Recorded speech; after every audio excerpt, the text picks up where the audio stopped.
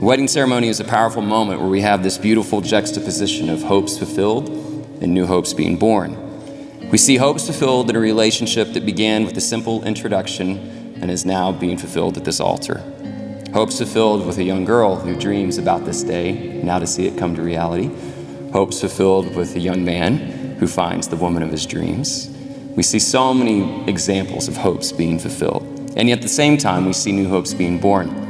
Hopes of a young couple with their whole future ahead of them. Hopes for many more memories that are going to be filled with laughter and adventure and so many things to be captured and cherished. So in short, whether it's that which is being fulfilled or the dreams that are yet to come, weddings are filled with hope, and hope brings joy.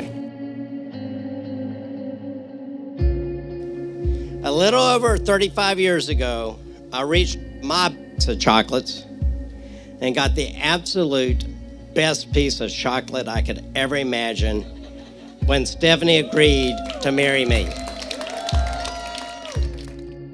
So, like Forrest Gump, I'm not a smart man, but I do know what love is. Nick and Lauren go together like peas and carrots.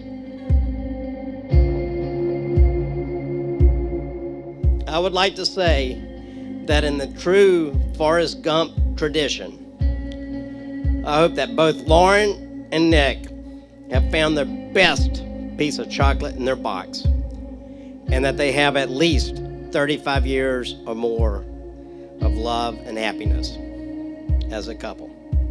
I am proud to have Lauren and Nick as my daughter and son-in-law. Remember, Nick, I loved her first.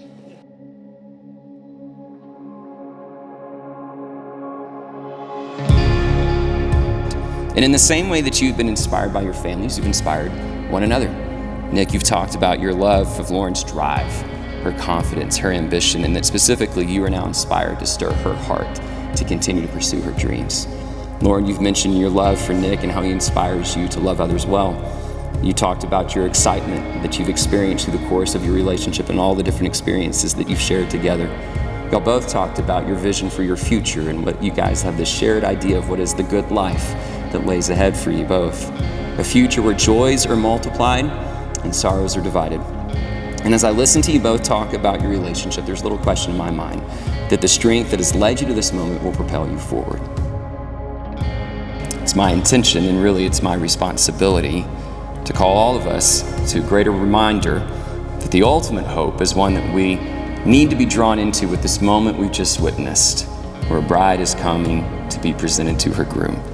And so what we have gathered here to do today is absolutely celebrate the love between Nick and Lauren, but it is ultimately a time of worship, a time to worship our God who will dwell with his people and make all things new. And that is the hope that truly gives us a reason for joyful celebration. Since you have both publicly declared your love for one another, exchanged rings as a symbol of your commitment to one another, I, as a minister of the gospel, am pleased to pronounce you husband and wife. You may kiss your bride.